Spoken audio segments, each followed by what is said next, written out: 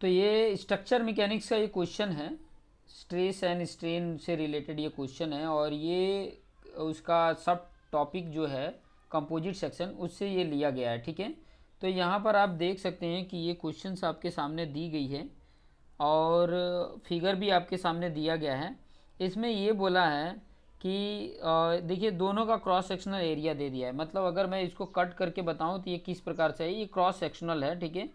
और इस तरीके का है, मैं आपको बता देता हूँ, हालांकि इसकी ज़रूरत भी नहीं है लेकिन फिर भी आप जानते रहेंगे तो आइडिया रहेगा। ऊपर से अगर टॉप कर दिया जाए ना, टॉप व्यू इसका देखा जाए तो इस तरीके से ये आपका स्टील का है, ठीक है। और उसके चारों तरफ इतना, ये देखिए ये चारों तरफ ये कॉपर का लगाया गया, जिसकी एरिया, इसका भी एरिया दिया हुआ है। जो इस तरीके से जब देखते हैं तो देखो ये वाला, ये इस तरीके से ऐसे दिखा है और ये दिखा है, ये दिखा है, इस तरीके से आपका दिख रहा है, ठीक है। ये वाला कॉपर है और ये बीच में स्टील है, ठीक है। तो इस प्रकार से आपको फिगर में दिख रहा है, ठीक है।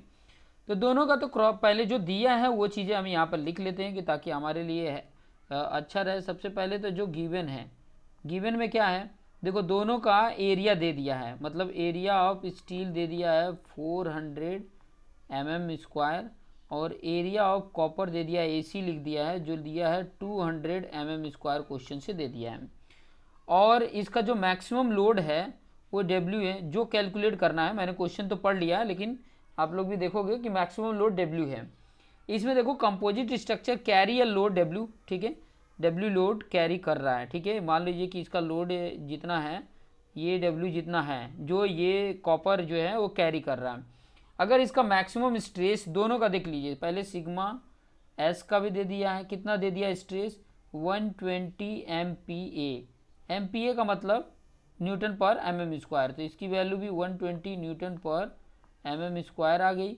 और सिग्मा C की वैल्यू देखोगे तो वो भी वैल्यू दे दिया, वो कितना दिया है, 80 दिया है, ठीक है, 80 न्यूटन पर mm स्क्वायर। MPa मतलब न्यूटन पर mm square. Determine the maximum load, उसके साथ साथ EC और ES का भी वैल्यू दे दिया है। ES कितना दिया है, 200 GPa, ये दे दिया है। GPa मतलब 10⁻³ न्यूटन पर mm स्क्वायर होता है, KMPa भी बोल सकते हो इसको। तो 200 इंटू 10⁻³ न्यूटन पर mm स्क्वायर हो जाता है। और इसके साथ साथ EC की वैल्यू 100 दिया है। EC की वैल्यू कितना दिया, 100 GPa। GPa मतलब 100 इंटू 10⁻³ न्यूटन पर mm स्क्वायर। और ये W जो बोला है ना टोटल लोड, वो फाइंड आउट करना है। तो ये टोटल लोड मतलब जो आपके क्वेश्चन इसके पहले मैंने बता दिया, P के रूप में मैं मानता था, तो यहाँ W है, तो यहाँ पे W मतलब क्या, आपका W मतलब जो आपके स्टील पे लोड आ रहा है और प्लस ये कॉपर पे लोड आ रहा है, उसके बराबर ही होगा टोटल लोड, ठीक है। जो ये स्टील कैरी कर रहा है और जो कॉपर कैरी कर रहा है उसी लोड के बराबर होगा।